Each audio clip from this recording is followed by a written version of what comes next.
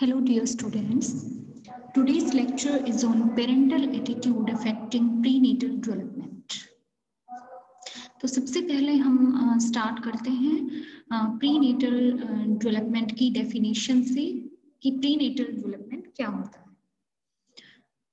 So prenatal development refers to the process of development from conception to birth in which a baby develops from a single cell after conception into an embryo and later a fetus. Prenatal development एक development की या विकास की ऐसी प्रक्रिया है जिसमें कि एक बच्चा जो है वो कंसेप्शन या गर्भधारण से लेकर जन्म तक की अवस्था में विकास करता है और बच्चा एक सिंगल सेल से धीरे धीरे एक एम्ब्रियो में डेवलप होता है और एम्ब्रियो से फीटस में डेवलप होता है. The average length of time for prenatal development to complete in 38 weeks from the date of conception. During this time, a single cell zygote develops in a series of stages into a full-term baby. तो जो average time माना जाता है prenatal development का वो 38 week या फिर 9 month माना जाता है कंसेप्शन की या गर्भधारण की डेट से लेकर. तो इस पूरे प्रोसेस के दौरान 38 वीक और 9 मंथ की प्रोसेस के दौरान एक सिंगल सेल जिसको जाइगोट कहा जाता है वो धीरे धीरे इन 38 वीक्स में जाइगोट से एम्ब्रियो के रूप में डेवलप होती है और एम्ब्रियो से फीटस के रूप में एक फुल टर्म बेबी के रूप में डेवलप होती है. तो प्रीनेटल डेवलपमेंट की 3 प्राइमरी स्टेजेस होती हैं. पहली स्टेज है द जर्मिनल स्टेज जो कि कंसेप्शन से 2 वीक तक होती है, यानी गर्भधारण से 2 वीक तक की स्टेज को जर्मिनल स्टेज कहा जाता है. दूसरी जो स्टेज है वो है द एम्ब्रियोनिक स्टेज जो कि 3 वीक से 8 वीक तक होती है. एंड तीसरी स्टेज है द फीटल स्टेज जो कि 9 वीक से बर्थ तक की स्टेज होती है, यानी 9 वीक से लेकर जन्म तक की अवस्था को फीटल स्टेज कहा जाता है. अब क्योंकि हम यहाँ पेरेंटल एटीट्यूड की बात कर रहे हैं तो सबसे पहले हमारे लिए जरूरी है कि हमें पता होना चाहिए what is attitude. Attitude is an expression of an individual or group towards an object, an act of behavior, a system of norms, etc. based on the experience learned or communicated. तो attitude जो है वो किसी भी एक व्यक्ति का या ग्रुप का किसी एक पर्टिकुलर ऑब्जेक्ट की तरफ उसकी एक्सप्रेशन या उसकी भावनाएं होती हैं. ये व्यवहार को प्रदर्शन करने का एक तरीका है. नॉर्म्स का एक सिस्टम भी है एटीट्यूड. और एटीट्यूड जो है वो किसी भी व्यक्ति के एक्सपीरियंस के ऊपर डिपेंड करता है और उसकी कम्युनिकेशन के ऊपर डिपेंड करता है कि वो किस तरीके से एटीट्यूड डेवलप करता है और किस तरीके से अपने एटीट्यूड को शो करता है. ये डिपेंड करेगा उसके एक्सपीरियंस के ऊपर और उसकी कम्युनिकेशन के ऊपर. Since attitude is not a trait, it is subject to change depending upon the environment, situation, interaction and perception of the subject. क्योंकि एटीट्यूड जो है वो एक ट्रेट नहीं है तो एटीट्यूड चेंज हो सकता है. मीन्स ऐसा नहीं है कि किसी पर्टिकुलर ऑब्जेक्ट के बारे में या किसी पर्टिकुलर चीज के बारे में किसी व्यक्ति का एटीट्यूड डेवलप हो गया तो वो लाइफ टाइम वैसा ही बना रहेगा, ऐसा नहीं है. तो एटीट्यूड जो है वो लोगों का चेंज हो सकता है. वो डिपेंड करता है उस पर्टिकुलर व्यक्ति या ग्रुप के एनवायरनमेंट के ऊपर, उसकी परिस्थितियों के ऊपर, उसके इंटरेक्शन के ऊपर कि उसका इंटरेक्शन कैसे लोगों से हो रहा है, कैसे किस तरह के एटीट्यूड के लोगों के साथ वो इंटरेक्ट कर रहा है और उसका अपना परसेप्शन उस पर्टिकुलर ऑब्जेक्ट के प्रति क्या है. इन सब चीजों के ऊपर किसी भी व्यक्ति का एटीट्यूड डिपेंड करता है और अगर ये चीजें चेंज होती हैं तो संभव है कि व्यक्ति का एटीट्यूड भी चेंज हो सकता है. An attitude is a positive, negative or mixed evaluation of an object that is expressed at some level of intensity. तो एटीट्यूड जो है वो किसी भी व्यक्ति का किसी एक ऑब्जेक्ट या वस्तु की तरफ एक सकारात्मक, नकारात्मक या फिर एक मिक्सचर इवेल्युएशन होता है किसी भी ऑब्जेक्ट का, जिसको व्यक्ति अपने एक पर्टिकुलर लेवल की इंटेंसिटी में एक्सप्रेस करता है कि वो उस चीज को सकारात्मक समझ रहा है, नकारात्मक समझ रहा है, या फिर मिक्स्ड पॉइंट ऑफ व्यू है, उसका एटीट्यूड जो है वो मिक्स्ड है, यानी वो ना तो सकारात्मक समझ रहा है या ना वो नकारात्मक मान रहा है। ठीक है, our attitude can vary in strength along with both positive effects and with a negative effect, with ambivalence or with apathy and indifference. तो हमारा जो एटीट्यूड है उसकी स्ट्रेंथ में वेरिएशन हो सकते हैं, यानी किसी भी व्यक्ति का एटीट्यूड कितना मजबूत है किसी वस्तु की तरफ या किसी भी पॉइंट ऑफ व्यू की तरफ या किसी पर्टिकुलर सिचुएशन की तरफ, और उस एटीट्यूड की स्ट्रेंथ कितनी है, वो दोनों ही तरफ हो सकता है, यानी पॉजिटिव इफेक्ट में भी व्यक्ति मजबूत हो सकता है और नेगेटिव इफेक्ट के साथ भी व्यक्ति का एटीट्यूड जो है वो मजबूत हो सकता है। It usually implies feeling that are neither positive or negative. तो कई बार ये देखा जाता है कि व्यक्ति जो है इस तरह की फीलिंग भी रखता है, इस तरह का न्यूट्रल एटीट्यूड भी रखता है कुछ चीजों की तरफ जो कि ना पॉजिटिव होते हैं और ना ही नेगेटिव होते हैं।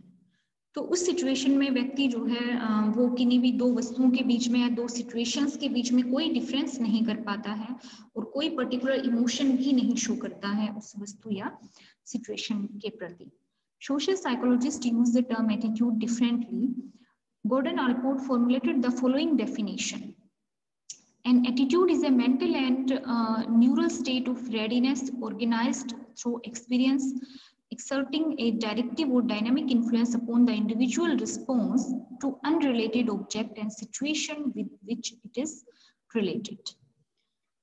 जो सोशल साइकोलॉजिस्ट हैं या जो समाज मनोवैज्ञानिक हैं, उन्होंने एटीट्यूड को थोड़ा डिफरेंट तरीके से डिफाइन किया है। तो यहाँ गॉर्डन आलपोर्ट की एक डेफिनेशन दी गई है कि उन्होंने किस तरीके से एटीट्यूड को डिफाइन किया है। आलपोर्ट के अकॉर्डिंग एटीट्यूड एक ऐसी मानसिक और न्यूरल स्टेट है किसी भी व्यक्ति की जिसमें व्यक्ति तत्परता शो करता है। रेडीनेस का मतलब होता है तत्परता, कि व्यक्ति रेडी है किसी भी सिचुएशन में रिस्पॉन्स करने के लिए। तो तत्परता होती है व्यक्ति की उस मानसिक और न्यूरल स्टेट में। ऑर्गेनाइज्ड थ्रू एक्सपीरियंस, उसके अपने एक्सपीरियंस के जरिए ऑर्गेनाइज्ड होती है वो mental state. And exerting a directive or dynamic influence upon the individual's response to unrelated objects and situation with which it is related.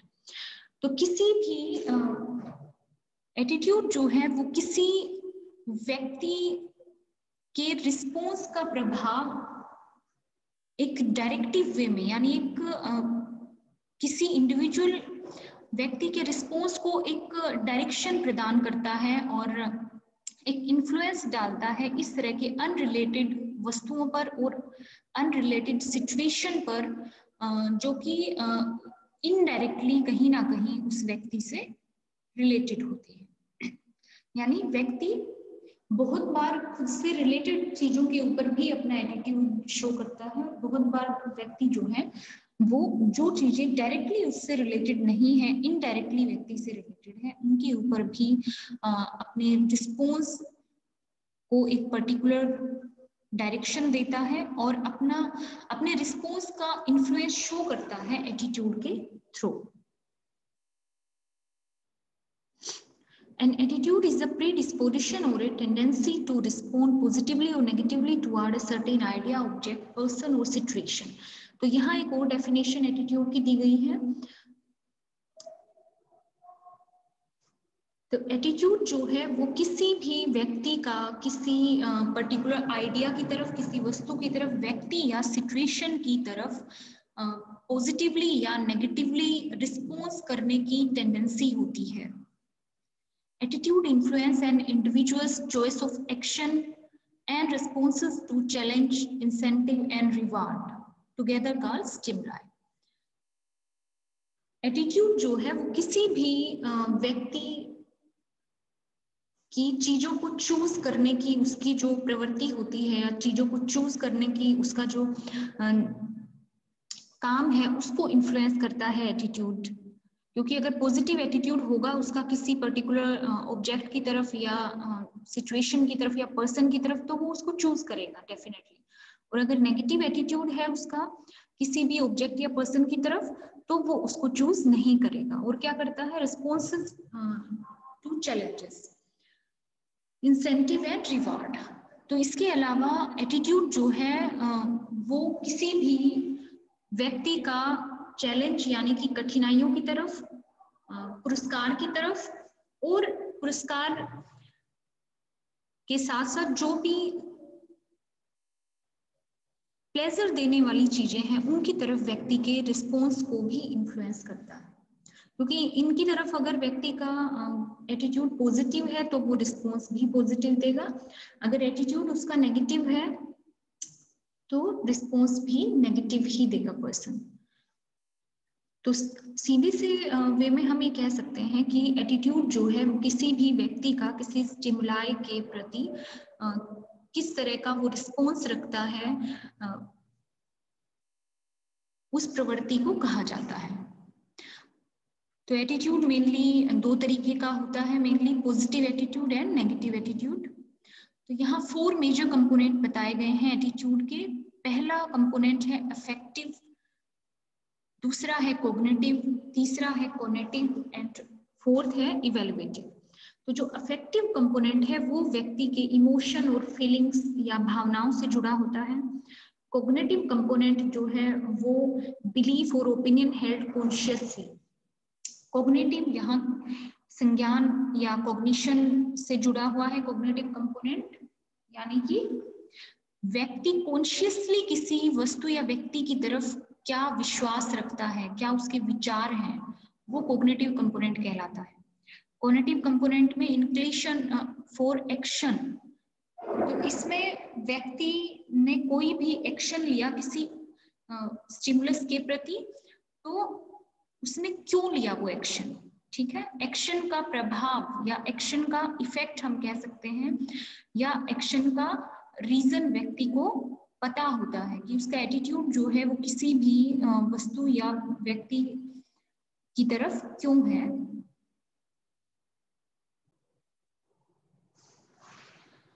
तो इंक्लिनेशन ऑफ एक्शन से यहाँ मतलब है कि व्यक्ति के एटीट्यूड की वजह से वो व्यक्ति जो है किसी वस्तु या व्यक्ति की तरफ एक पर्टिकुलर वे में बिहेव करने लग जाता है, एक पर्टिकुलर वे में एक्शन करता है, तो उसको कॉग्निटिव कंपोनेंट कहा जाता है।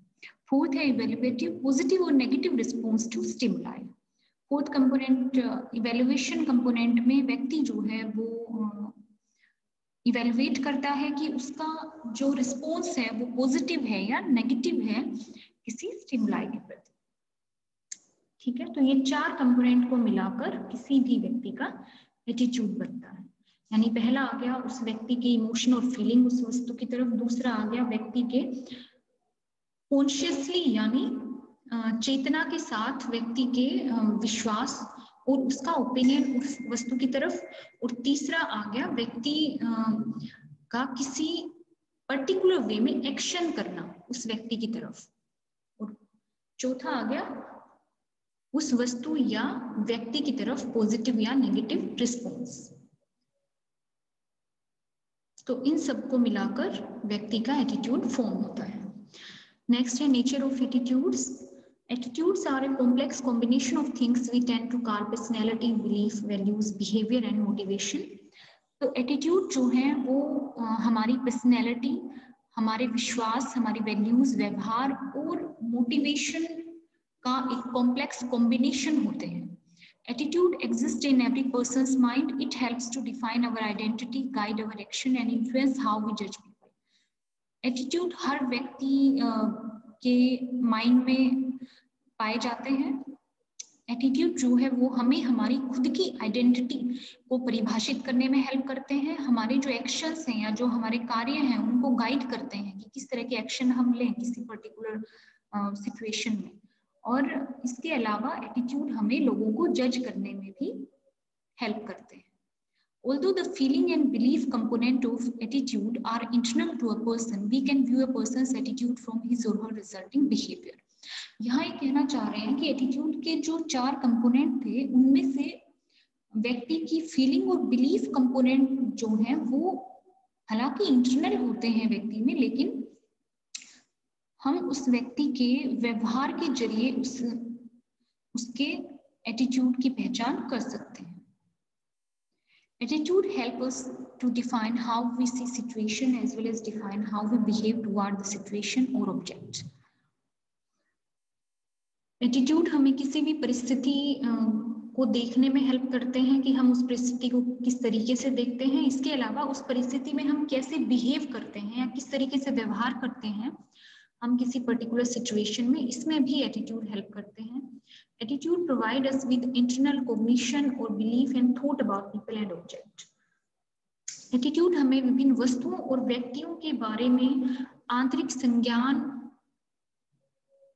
बिलीफ और सोच प्रदान करते हैं। यानी इंटरनली हम सोच पाते हैं लोगों के बारे में, इंटरनली हम एक बिलीफ बना पाते हैं लोगों या वस्तुओं के बारे में।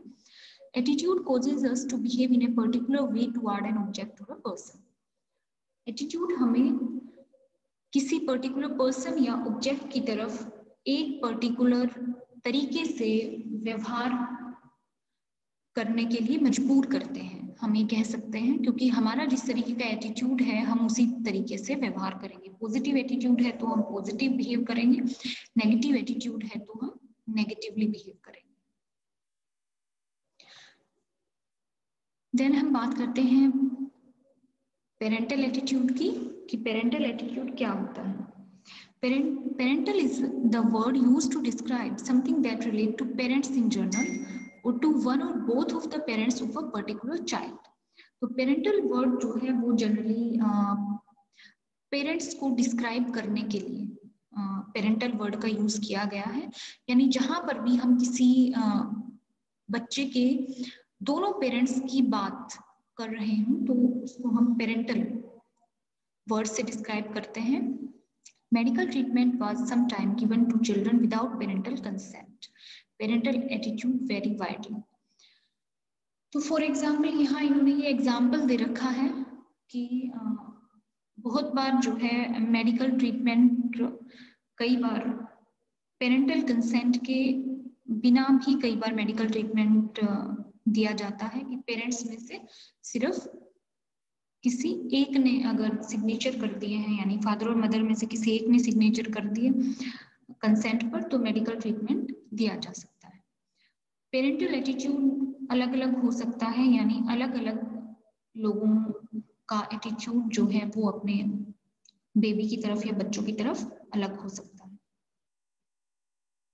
Parental attitude is a major or an index of parental involvement। तो पेरेंटल एटीट्यूड किन्हीं भी पेरेंट्स की कितनी इन्वॉल्वमेंट है अपने बेबी के साथ या बच्चे के साथ, उसको मापने का एक तरीका है या उसको मापता है। पेरेंट्स की अपनी बेबी के साथ इन्वॉल्वमेंट को मापता है parental attitude. A child brought up with affection and care in the least restrictive environment would be able to cope up better with the sighted world। For example कि एक बच्चा है जिसको बहुत प्यार से बड़ा किया गया है, पाला गया है, एक बच्चे की प्रॉपर केयर की जा रही है, उसको रेस्ट्रिक्शन जो है वो बहुत कम उसके ऊपर की जा रही है, एनवायरनमेंट उसका बहुत ही हैप्पी है, तो इस तरह का बच्चा जो है वो फ्यूचर में आगे चलकर एक बेटर कूप अप एबिलिटी शो करेगा, यानी बेटर एडजस्टमेंट शो करेगा किसी भी एनवायरनमेंट में। Therefore, the family shapes the social integration of the child more than a formal school। तो इसीलिए यहाँ कहा जा रहा है कि फैमिली जो है वो किसी भी बच्चे की सामाजिक एबिलिटीज को ज्यादा डेवलप करता है in comparison to formal school. यानी स्कूलिंग में जाके तो बच्चे की बाद में सामाजिक एबिलिटीज विकसित होती हैं या सामाजिक योग्यताएं बाद में विकसित होती हैं, लेकिन बच्चा दूसरे लोगों से इंटरेक्ट करना घर से ही सीखता है, घर से ही बच्चे का जो सोशल डेवलपमेंट है वो स्टार्ट हो जाता है। Turnbull 1983 has identified 4 basic parental roles. तो 4 तरह के बेसिक पेरेंटल रोल्स टर्नबुल ने बताए थे। पहला है parents as educational and decision makers. Parents as educational decision maker, parents as parents as teachers and parents as advocates. तो एक रोल उन्होंने बताया था कि पेरेंट्स जो हैं वो एजुकेशनल डिसीजन मेकर होते हैं बच्चे के। पेरेंट्स बच्चे को बचपन से ही, यानी जब वो घर में रहता है तब से ही बच्चे को एजुकेशन कहीं ना कहीं देना स्टार्ट कर देते हैं, उसकी डिसीजन मेकिंग एबिलिटी में हेल्प करते हैं। दूसरा जो रोल वो प्ले करते हैं एज ए पेरेंट्स ही, कि माता पिता का ही रोल वो प्ले करते हैं। तीसरा क्या है? तीसरा है टीचर्स का रोल भी प्ले करते हैं पेरेंट्स। और फोर्थ है एडवोकेट्स, यानी उनको सलाह देते हैं किसी भी परिस्थिति में या किसी भी सिचुएशन में या किसी भी चीज से रिलेटेड अगर बच्चा चाहे तो अपने पेरेंट्स से सलाह ले सकता है, यानी एक एडवोकेट की तरह भी बच्चे के लिए पेरेंट्स काम करते हैं। Since the parents' attitude is so important, it is essential that the home and school work closely together, especially for children with disabilities. क्योंकि पेरेंट्स का एटीट्यूड बहुत ज़्यादा इम्पोर्टेंट है, इसीलिए जरूरी हो जाता है कि घर और स्कूल का जो काम है वो एक साथ मिलकर चले, यानी कि घर पर बच्चे का एनवायरनमेंट अच्छा होना चाहिए, घर पर बच्चे को जो एजुकेशन मिल रही है पेरेंट्स से या अदर फैमिली मेंबर्स से वो थोड़ा सा बेटर वे में होनी चाहिए। इसके साथ उसका स्कूल का वर्क भी साथ साथ चलना चाहिए, स्कूलिंग जो है वो भी साथ में होनी चाहिए। और जब बात चिल्ड्रन विद डिसेबिलिटीज की आती है या दिव्यांग बच्चों की आती है तो वहां पर थोड़ा सा और ध्यान देने की जरूरत हो जाती है कि वहां ओनली स्कूलिंग से काम नहीं चलेगा, स्कूलिंग के अलावा पेरेंट्स को भी टीचर्स या एजुकेशनल डिसीजन मेकर का रोल भी प्ले करना पड़ेगा।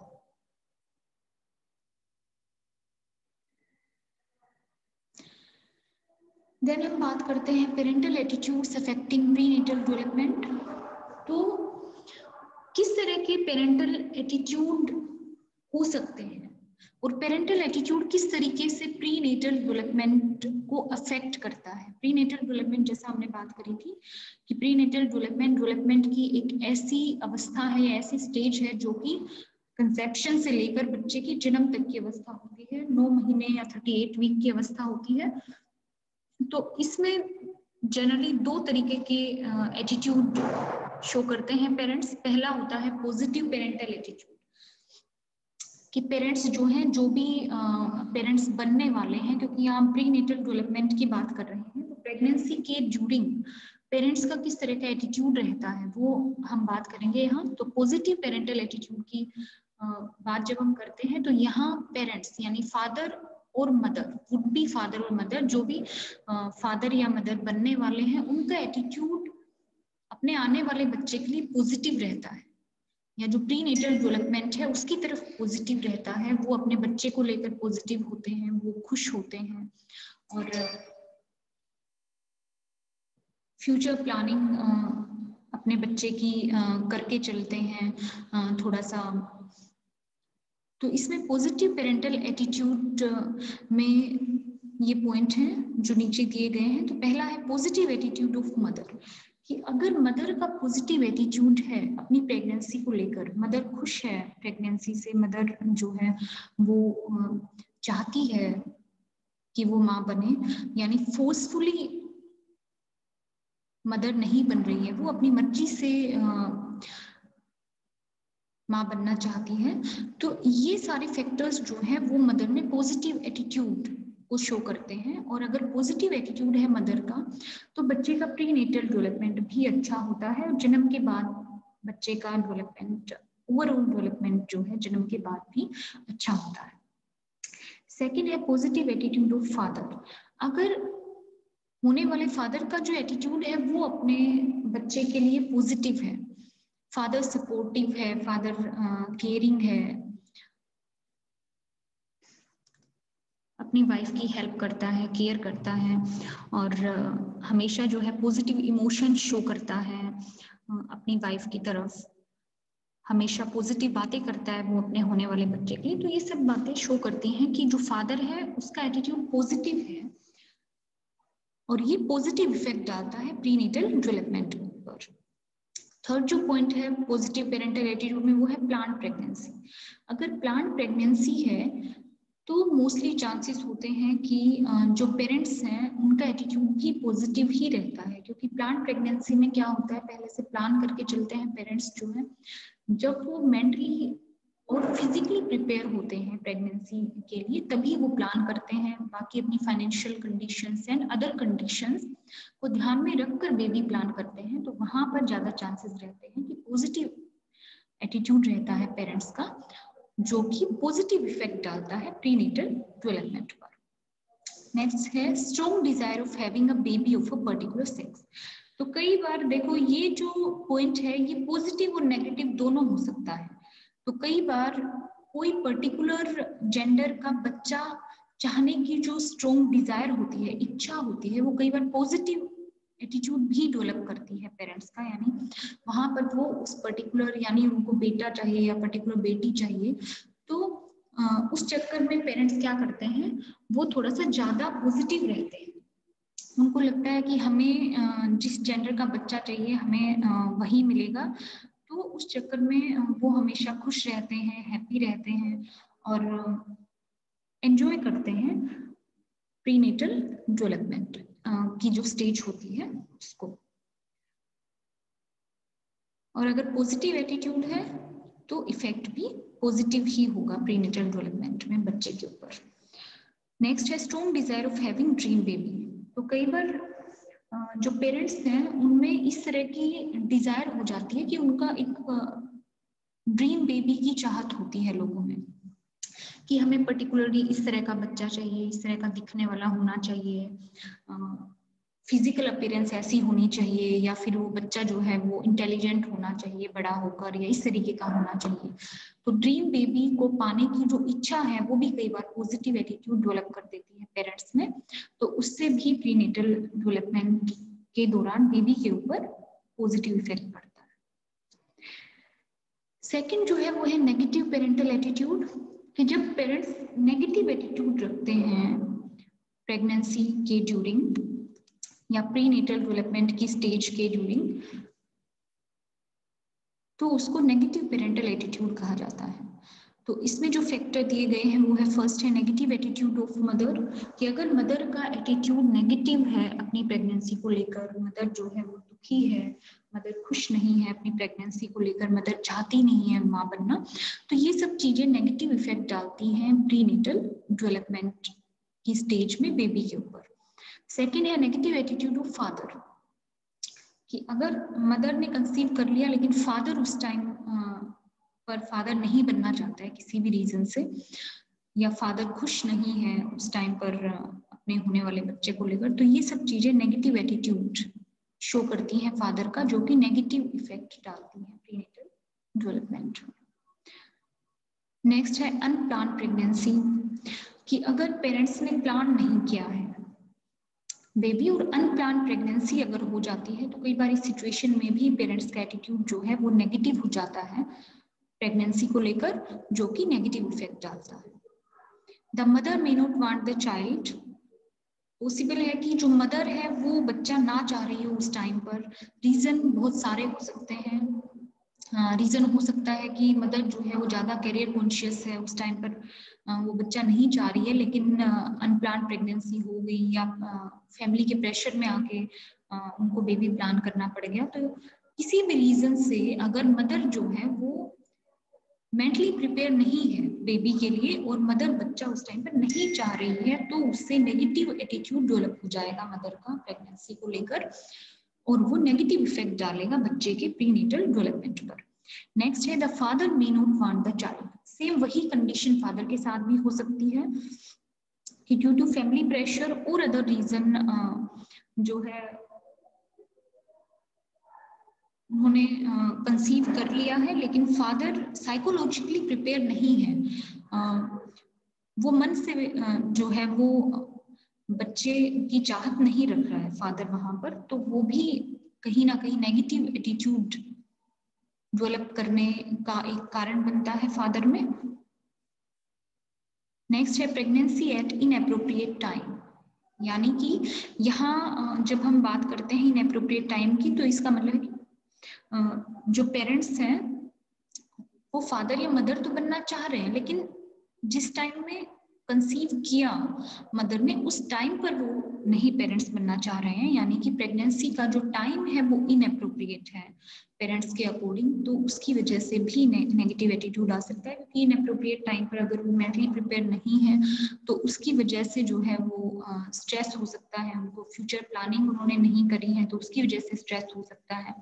तो इस वजह से पेरेंट्स स्ट्रेस में आने की वजह से उनका नेगेटिव एटीट्यूड डेवलप हो सकता है, जो कि नेगेटिव इफेक्ट डालता है प्रीनेटल डेवलपमेंट पर।